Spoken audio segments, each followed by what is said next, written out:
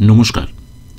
চোখে আলোর ঝিলিক বা ফ্ল্যাশেস অব লাইট, এর আগের ভিডিওতে চোখের একটি সমস্যার কথা বলা হয়েছে। ওই সমস্যাতে চোখের সামনে কালো কালো মাছির মতো ভাসমান ছায়া দেখতে পাওয়া যায়। একে বলা হয় চোখের ফ্লোটার্স। যাদের ওই ভিডিওটি দেখা হয়নি তারা দেখে নিতে পারেন। দেখলে চোখের ফ্লোটার্সের বিষয়ে অনেক কিছু জানতে পারবেন। ওই ভিডিওর লিঙ্ক এই ভিডিওর ডেসক্রিপশনে দেওয়া আছে।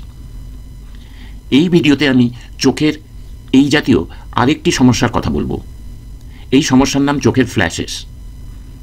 আপনাদের মধ্যে অনেকেই হয়তো নিজে দেখেছেন অথবা অন্য লোকের কাছ থেকে শুনেছেন যে অনেক সময় চোখের সামনে আলোর ঝিলিক দেখা যায়, বিদ্যুৎ চমকাবার মতো আলোর ঝিলিক।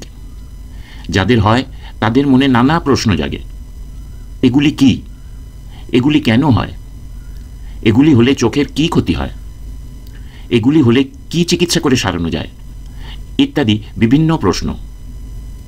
এই সব প্রশ্নের উত্তর পেয়ে যাবেন এই ভিডিওতে। একটু ধৈর্য ধরে এই ভিডিওটি পুরো দেখলে ভবিষ্যতে এই অবস্থার বিষয়ে কোনো অসুবিধে হবে না। অনেক সময় ফ্লোটার্স এবং ফ্ল্যাশেস একসাথে হতে পারে। আপনাদের সকলকে এই চ্যানেলে স্বাগত জানাই। যারা নতুন তাদের জানাই যে এই চ্যানেলের নাম ডক্টর সাইট। এই চ্যানেলে পাবেন চক্ষু রোগ বিশেষজ্ঞ দ্বারা চোখের বিভিন্ন বিষয়ে কিছু মূল্যবান তথ্য এবং ফ্যাক্টস বা সত্য কথা। ভিডিওটা যদি ভালো লাগে তাহলে লাইক করবেন, বন্ধুদের শেয়ার করবেন, এই চ্যানেলকে সাবস্ক্রাইব করবেন এবং বেল আইকনে ক্লিক করবেন। ফ্ল্যাশেস মানে চোখের ভিতরে বিদ্যুৎ চমকের মতো আলোর ঝিলিক। এইগুলি কয়েক সেকেন্ডের জন্য দেখা যায়।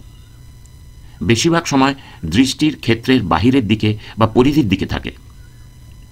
অন্ধকার ঘরে বেশি দেখা যায়, এমনকি চোখ বন্ধ করে রাখলেও দেখা যেতে পারে।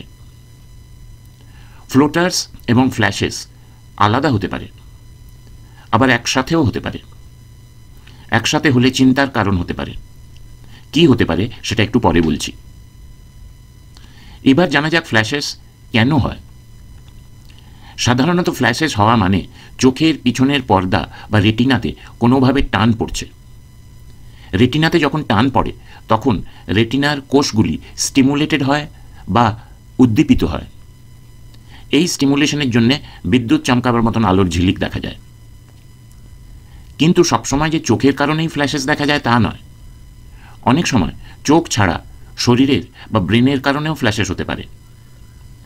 ফ্ল্যাশেস হওয়া কিন্তু ভালো লক্ষণ নয়। কারোর যদি হঠাৎ করে ফ্ল্যাশেস শুরু হয়ে যায় তাহলে অবিলম্বে চক্ষু চিকিৎসকের কাছে গিয়ে চোখ পরীক্ষা করিয়ে নেওয়া উচিত। এবার জানা যাক চোখের কি কি কারণে ফ্ল্যাশেস হতে পারে। পস্টেরিয়র ভিট্রিয়াস ডিট্যাচমেন্ট বা পিভিডি। সংক্ষেপে বলা যায় যে কম বয়সে চোখের ভিতরের ভিট্রাস রেটিনার বিভিন্ন জায়গায় অ্যাটাচড থাকে বা আটকে থাকে। বয়স বাড়ার সাথে সাথে, বিশেষ করে 50 বছর বয়সের পরে, ভিট্রাস শ্রিঙ্ক করে বা সংকুচিত হয়, অর্থাৎ সাইজে ছোট হয়ে যায়। সুতরাং রেটিনার উপর টান পড়ে। এই টানের জন্য অনেক সময় ভিট্রাস উঠে যায় বা সরে যায়। তখন এই অবস্থাকে পিভিডি বা পস্টেরিয়র ভিট্রাস ডিট্যাচমেন্ট বলা হয়। এই অবস্থাতে মানে পিভিডিতে সাধারণত ফ্লোটার্স হয়, কিন্তু কিছু কিছু ক্ষেত্রে ফ্ল্যাশেসও হতে পারে। রেটিনাল টিয়ার বা রেটিনা ছিঁড়ে যাওয়া এবং রেটিনাল ডিট্যাচমেন্ট। অনেক সময় সংকুচিত হওয়ার জন্য রেটিনাতে জোরে টান পড়ে, তখন রেটিনা ছিঁড়ে যায়। একে বলা হয় রেটিনাল টিয়ার। রেটিনাল টিয়ার হলে এবং ঠিক সময়ে সঠিক চিকিৎসা না হলে এই ছেঁড়া রেটিনা থেকে পরে রেটিনাল ডিট্যাচমেন্ট হয়ে যেতে পারে। রেটিনাল টিয়ার বা রেটিনাল ডিট্যাচমেন্ট হলেও ফ্ল্যাশেস অব লাইট হতে পারে। রেটিনাল ডিট্যাচমেন্ট একটি খুব খারাপ অবস্থা। এই অবস্থা হলে দৃষ্টি সম্পূর্ণভাবে নষ্ট হয়ে যেতে পারে। অপটিক নিউরাইটিস অর্থাৎ চোখের পিছনের অপটিক নার্ভের ইনফ্লামেশন বা প্রদাহ হলে অনেক সময় ফ্ল্যাশেস হতে পারে। চোখে আঘাত লাগলেও যদি রেটিনাতে টান পড়ে তাহলে ফ্ল্যাশেস হতে পারে। অনেক সময় চোখের পিছনের কোনো টিউমার হলে ফ্ল্যাশেস অব লাইট হতে পারে। কিন্তু চোখ ছাড়াও অন্যান্য কিছু কিছু কারণেও ফ্ল্যাশেস অব লাইট দেখা যেতে পারে।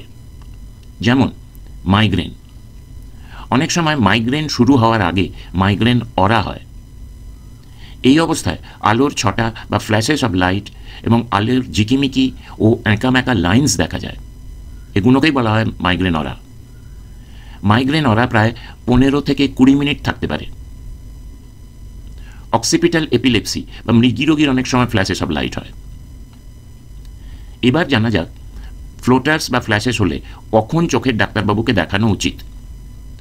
ফ্লোটার্সের বিষয়ে কখন চক্ষু বিশেষজ্ঞকে দেখাতে হবে তা আগের ভিডিওতেই ভালোভাবে বলেছি। এই ভিডিওতে জানাবো যে যখন চোখে ফ্লোটার্স বেড়ে যায় এবং সেই চোখে ফ্লোটার্সের সাথে ফ্ল্যাশেস অফ লাইট দেখা যেতে শুরু হয় তখন, এবং চোখের দৃষ্টির ক্ষেত্রের কোনো দিক হঠাৎ করে কিছু দেখা যাচ্ছে না, অন্ধকার হয়ে গেছে, এই রকম হলে বুঝতে হবে এই হোল বা টিয়ার হওয়ার পর রেটিনাল ডিট্যাচমেন্ট হয়তো হয়ে গেছে। এই সব অবস্থা হলে যতক্ষণ না চোখের ডাক্তারবাবুকে দেখানো হচ্ছে ততক্ষণ বাড়িতে শুয়ে থাকবেন, রেস্ট নেবেন, কোনো ভারী জিনিস ওঠাবেন না, সিঁড়ি দিয়ে বারবার ওঠানামা করবেন না, বেশি কাশি বা হাঁচি যাতে না হয় সেদিকেও খেয়াল রাখবেন। আর ডাক্তারবাবুর কাছে বা চোখের হাসপাতালে যাওয়ার সময় রাস্তার বাম্প থাকলে গাড়ির চালককে বলবেন যেন বাম্প খুব আস্তে আস্তে পার হয়, যেন চোখে ঝাঁকুনি না লাগে। চিকিৎসা আগেই বলেছি যে বেশি বয়সের জন্যে পিভিডি হলে বা অল্প ফ্লোটার্স বা ফ্ল্যাশেস হলে চিকিৎসা খুব একটা প্রয়োজন হয় না।